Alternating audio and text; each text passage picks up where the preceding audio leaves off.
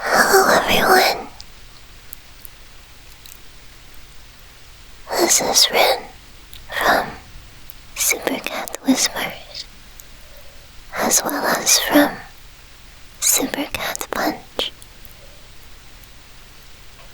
And welcome to another spooky Saturday. Will you be lulled to sleep? Or will you be too scared to close your eyes? This time, surprise, surprise, we are wandering back into Reddit's nosleep. This is a story by FFXIV called A Shattered Life.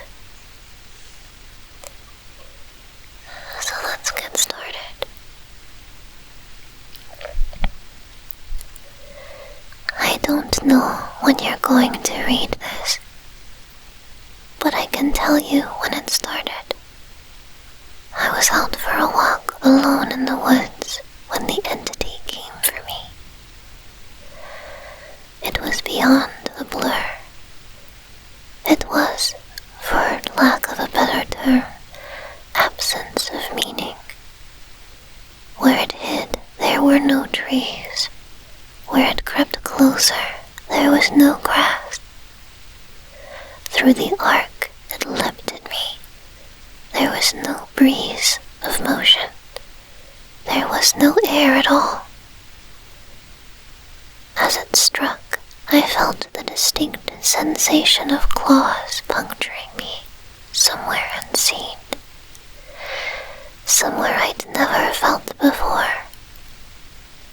My hands and arms and legs and torso seemed fine, and I wasn't bleeding. But I knew I'd been injured somehow. As I fearfully ran back home, I could tell that I was less.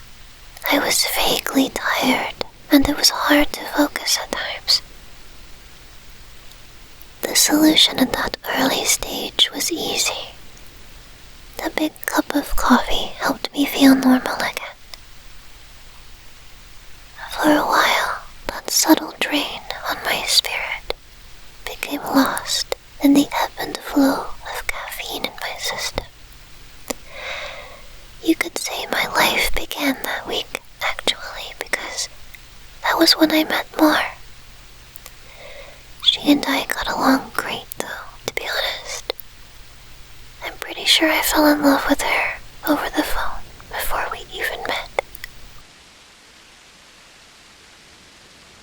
It was almost as if the strong emotions of that first week made the entity fight back. It was still with me, latched on to some invisible part of my being.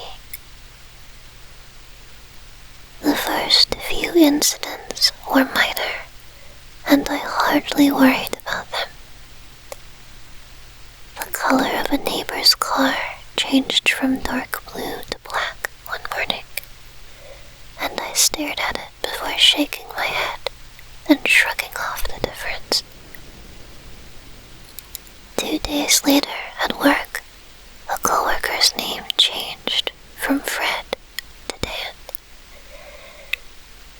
I carefully asked around, but everyone said his name had always been Dan. I figured I'd just been mistaken. Then, as ridiculous as this sounds, I was using the bathroom at home when I suddenly found myself on a random street. I was still in my pajamas, pants down and urinating, but now in full view of a dozen people at a bus stop. Horrified, I pulled up my clothes and ran before someone called the cops. I did manage to get home, but the experience forced me to admit that I was still in danger. something to me, and I didn't understand how to fight back. More showed up that evening, but she had her own key. "Hey," I asked her with confusion, "how'd you get a key?" She just laughed. "You're cute. Are you sure you're okay with this?" She opened the door and entered a room full of boxes. I know living together is a big step, especially when we've only been dating for 3 months. Living together? I'd literally just met her the week before. Thing was, my mother had always called me a smart cookie for a reason. I knew when to close my mouth. Instead of causing a scene, I told her everything was fine, and then I went straight to my room and began investigating. My things were just as I had left them, with no sign of a 3-month gap in habitation. But I did find something out of the ordinary. The date. I shivered angrily as I processed the truth. The entity had eaten 3 months of my life. What was I facing? What kind of creature could consume pieces of one's soul like that? I'd missed the most exciting part of a new relationship, and I would never understand any shared stories or in-jokes from that period. Something absurdly precious had been taken from me, and I was furious. That fury helped me suppress the entity. I never imbibed alcohol. I drank coffee religiously. I checked the date every time I woke up. For 3 years, I managed to live every day while observing nothing more than minor alterations. A social fact here and there, someone's job, how many kids they had, that sort of thing, the layout of nearby streets, the time my favorite television show aired, that kind of thing. Always, those changes reminded me the creature still had its claws sunk into my spirit. Not once in 3 years did I ever let myself zone out. One day, I grew careless. I let myself get really into the season finale of my favorite show. It was gripping. A fantastic story. Right at the height of the action, a young boy came up to my lounger and shook my arm. Surprised, I asked, "Who are you? How did you get in here?" He laughed and smiled brightly. "Silly Daddy." My heart sank into my chest. I knew immediately what had happened. After a few masked questions, I discovered that he was 2 years old, and that he was my son. The agony and heartache filling my chest was nearly unbearable. Not only had I missed the birth of my son, I would never see or know the first years of his life. Mar and I had obviously gotten married and started a family in the time that I'd lost, and I had no idea what joys or pains those years contained. It was snowing outside. Holding my sudden son in my lap, I sat and watched the flakes fall outside. What kind of life was this going to be if slips in concentration could cost me years? I had to get help. The church had no idea what to do. The priests didn't believe me and told me I had a health issue rather than some sort of possession. The doctors didn't have any clue. Nothing showed up on all their scans and tests. But they happily took my money in return for nothing. By the time I ran out of options, I decided to tell more. There was no way to know what this all looked like from her side. What was I like when I wasn't there? Did I still take our son to school? Did I still do my job? Clearly I did, because she seemed to be none the wiser. But I still had a horrible feeling that something must have been missing in her life when I wasn't actually home inside my own head. But the night I set up a nice dinner in preparation, she arrived not by unlocking the front door, but by knocking on it. I answered and found that she was in a nice dress. She was happily surprised by the settings on the table. A fancy dinner for a second date. I knew you were sweet on me. Thank the Lord I knew when to keep my mouth shut. If I'd gone on about being married and having a son, she might have run for the hills. Instead, I took her coat and sat down for our second date. Through carefully crafted questions, I managed to deduce the truth. This really was our second date. She saw relief and happiness in me, but interpreted that as dating jitters. I was just excited to realize that the entity wasn't necessarily eating whole portions of my life. The symptoms, as I was beginning to understand them, were more like the consequences of a shattered soul. The creature had wounded me, broken me into pieces. Perhaps I was to live my life out of order, but at least I would actually get to live it. And so it went on for a few years from my perspective. While minor changes in politics or geography would happen daily, major shifts in my mental location only happened every couple of months.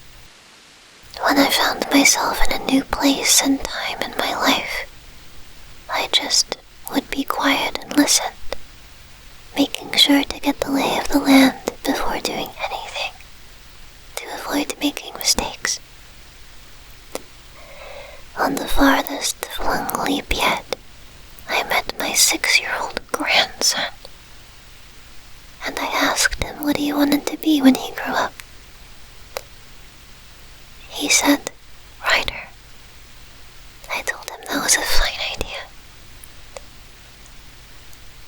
Then, I was back in month 2 of my relationship with Mar, and I had the best night with her on the riverfront. When I say the best, I mean the best. Knowing how special she would become to me, I asked her to move in. I got to live through what I'd missed the first go-around, and I came to understand that I was never mentally absent. I would always be there, eventually. When we were moving her boxes in, she stopped for a moment and said she marveled at my great love as if I'd known her for a lifetime and never once doubted she was the one. That was the first time I'd truly laughed freely and wholeheartedly since the entity had wounded me. She was right about my love for her, but for exactly the reason she'd considered a silly romantic analogy. I had known her all my life and had come to terms with my situation and found peace with it. It wasn't so bad to have sneak peeks at all the best parts ahead. But of course, I wouldn't be writing this if it hadn't gotten worse. The entity was still with me. It had not wounded me and departed like I'd wanted to believe. The closest I can describe my growing understanding was that the creature was burrowing deeper into my psyche, fracturing it into smaller pieces. Instead of months between major shifts, I began having only weeks. Once I noticed that trend, I feared my ultimate fate would be the jump between times in my life, heartbeat by heartbeat, forever confused, forever lost. Only an instant in each time meant I would never be able to speak with anyone else, never be able to hold a conversation, never express or receive love. As the true depth of that fear came upon me, I sat in an older version of myself and watched the snow fall outside. That was the one constant in my life. The weather didn't care who I was or what pains I had to face. Nature was always there. The falling snow was always like a little hook that kept me in place. The pure emotional peace it brought me was like a panacea on my mental wounds, and I'd never yet shifted while watching the pattern of falling white and thinking of the times I'd gone sledding or built a snow fort as a child.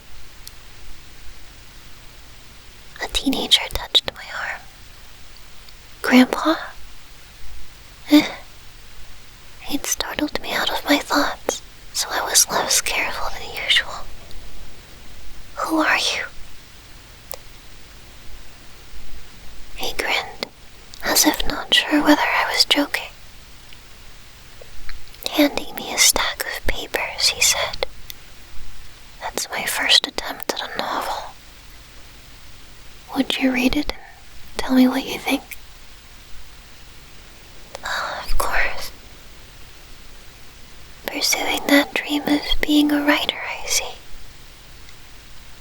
He burned bright red.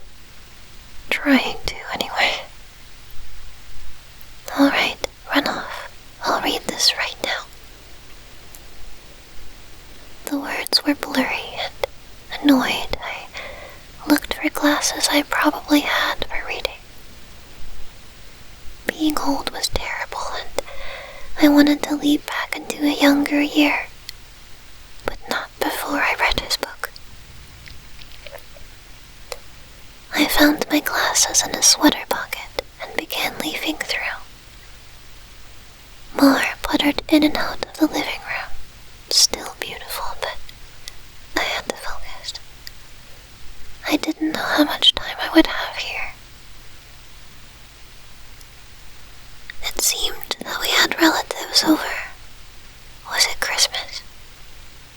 A pair of adults and a couple kids I did not recognize tromped through the hallway, and I saw my son, now an adult, walk by with his wife on the way out the door. As a group, the extended family began sledding outside. Finally, finished reading the story, and I called out for my grandson.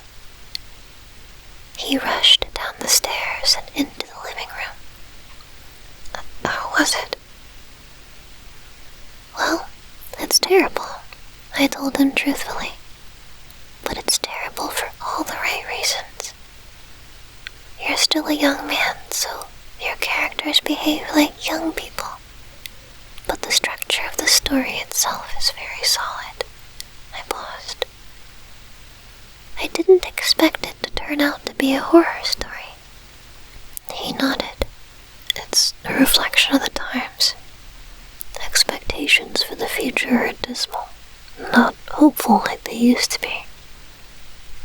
You're far too young to be aware like that, I told him. An idea occurred to me. If you're into horror, do you know anything about strange creatures? Sure. I read everything I can. I love it. Warily, I scanned the entrances to the living room. Everyone was busy outside. For the first time, I opened up to someone in my life about what I was experiencing. In hushed tones, I told him about my fragmented consciousness. For a teenager, he took it well. You're serious? Yes.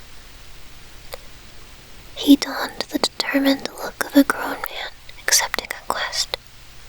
I'll look into it, see what I can find out. You should start writing down everything you experience. Build some data. Maybe we can map your psychic wound. Wow, sounds like a plan.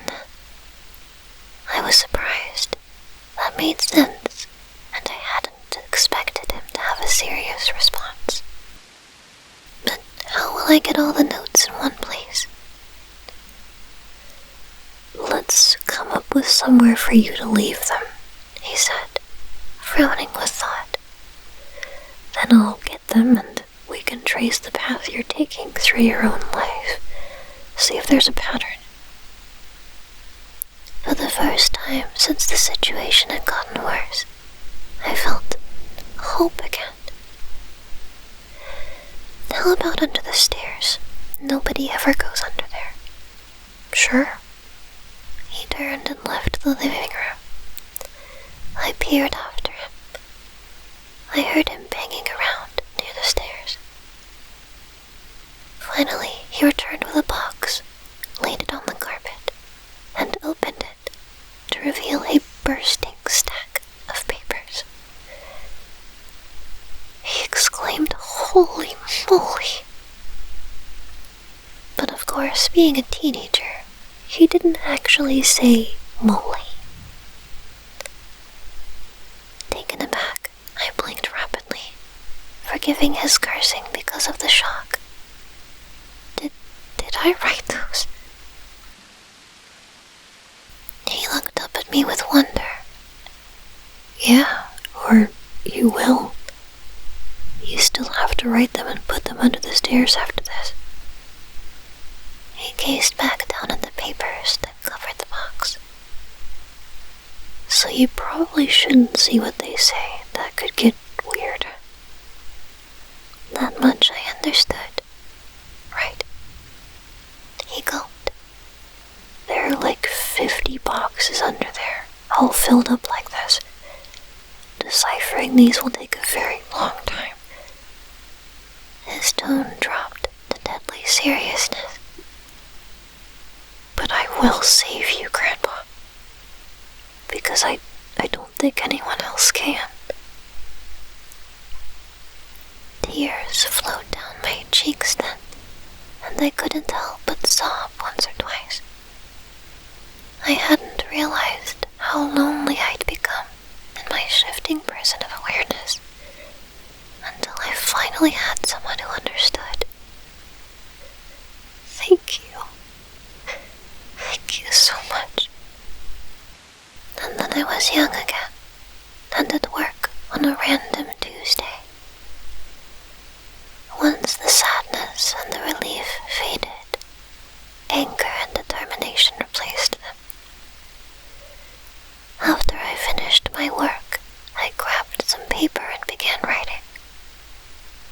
while the weeks shifted around me, while those weeks became days and then hours, I wrote every single spare moment about when and where I thought I was.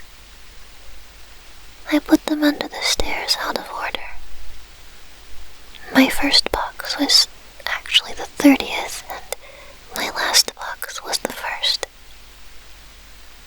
Once I had over 50 boxes written from my perspective, and once my shifting became a matter of minutes, I knew it was up to my grandson to take it from there.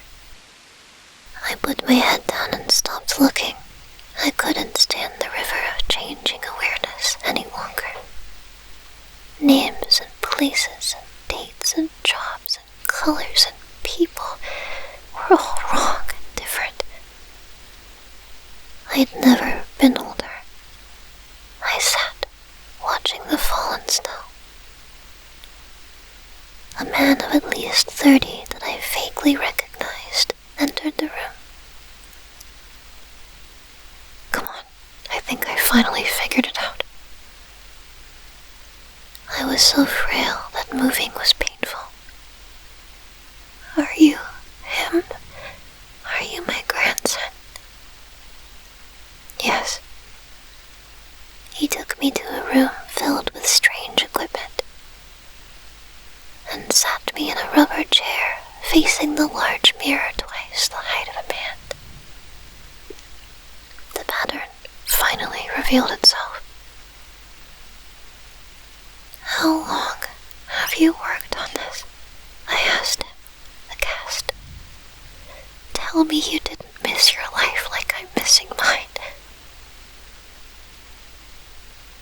His expression was both stone cold and furiously resolute. It'll be worth it. He brought 2 thin metal rods close to my arm and then nodded at the mirror. Look, the shock is carefully calibrated. The electric zap from his device was startling, but not painful. In the mirror, I saw a rapidly arcing light silhouette appear above my head and shoulder. The electricity moved through the creature like a wave, briefly revealing the terrible nature of what was happening to me. A bulging, leech-like mouth was wrapped around the back of my head, coming down to my eyebrows and touching each ear, and its slug-like body ran over my shoulder and into my very soul. It was a parasite, and it was feeding on my mind. My now adult grandson held my hand as I took in the horror. After a moment he asked, "Removing it is going to hurt very badly. Are you up for this?"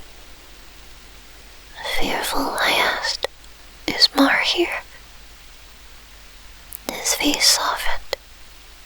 No, not for a few years now. I could tell from his reaction when it happened, but I didn't want it to be true. How?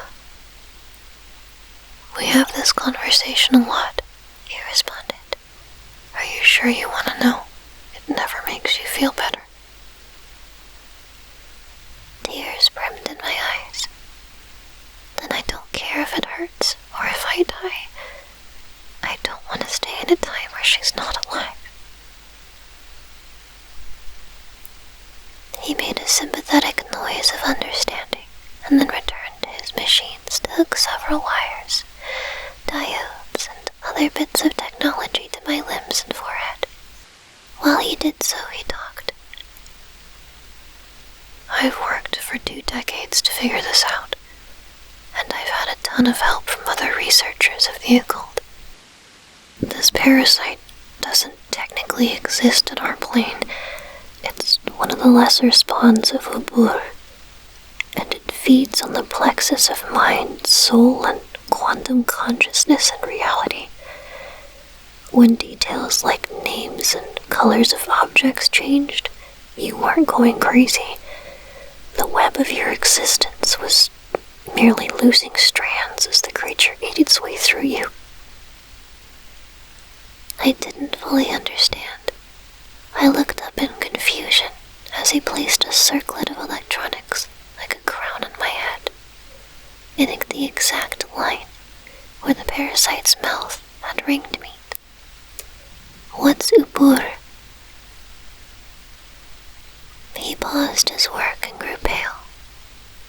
I forgot that you wouldn't know. You're lucky, believe me. After a deep breath, he began moving again, and placed his fingers near a few stitches. After a deep breath, he began moving again, and placed his finger near a few switches. Ready? This is carefully tuned to make your nervous system extremely unappetizing to the parasite. But it's basically electroshock therapy. I could still see Mars smile. Even though she was dead, I'd just been with her moments ago. Do it. The click of a switch echoed in my ears, and I almost laughed at how mild the electricity was. It didn't feel like anything, at least at first. Then I saw the mirror shaking, and my body within that image convulsing. Oh, no. It did hurt. Nothing had ever been more painful.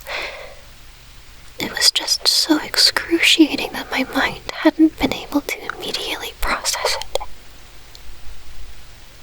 As my vision shook and fire burned in every nerve in my body, I could see the reflected trembling light silhouette of the parasite on my head, as it writhed in agony equal to mine. It had claws, 6 clawed, lizard-like limbs under its leech-like body, and it cut into me in an attempt to stay latched on. The electricity made my memories flare. Mars' smile was foremost, lit brightly in front of a warm fire as the snow fell past the window behind her. The edges of that memory began lighting up, and I realized that my life was one continuous stretch of experience. It was only the awareness of it that had been fragmented by that feasting evil on my back. I'd never managed to be there for the birth of my son. I jumped around it 12 times, but never actually lifted. For the first time, I got to hold Mars' hand and be there for her. No, no. That moment had shifted seamlessly into holding her hand as she lay in a hospital bed for a very different reason. Not this. Oh no, why? It was so merciless to make me remember this. I broke down in tears as nurses rushed into the room. I didn't want to know. I didn't want to experience it. I'd seen all the good parts, but I hadn't wanted to experience the worst part. The inevitable end that all would one day face. It wasn't worth it. It was tainted. All that joy was given back 10,000-fold as pain. The fire in my body and in my brain surged, the sheer white torture, and I screamed. My screams faded into a surprised shout as the machines and electricity and chair faded away. Snow was no longer falling around my life. I was out in the woods on a bright summer day. Oh God. I turned to see the creature approaching me. It was the same absence of meaning, the same blink on reality. It crept forward,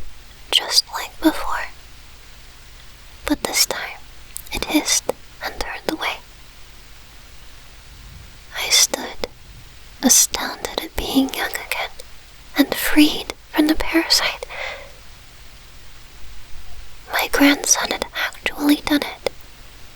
He'd made me an unappetizing meal, so the predator of mind and soul had moved on in search of a different snack. I returned home in a daze, and while I was sitting there processing all that had happened, the phone rang. I looked at it in awe and sadness. I knew who it was. It was Marjorie, calling for the first time for some trivial reason she'd admit 30 years later was made up just to talk to me. But all I could see was her lying in that hospital bed dying. It was going to end in unspeakable pain and loneliness. I would become an old man, left to sit by myself in an empty house. His soulmate gone long before him. At the end of it all, the only thing I would have left would be sitting and watching the falling snow. But now, thanks to my grandson, I would also have my memories. It would be a wild ride, no matter how it ended. On sudden impulse, I picked up the phone. With a smile, I asked, "Hey, who's this?" Even though I already knew. This was The Shattered Life by Nosleep's M59 car. I hope you enjoyed reading this story with me today. Feel free to let me know what you think. And I hope that you're much more relaxed or sleeping or smiling now. And I wish the best weekend for you. Thank you for spending time with me.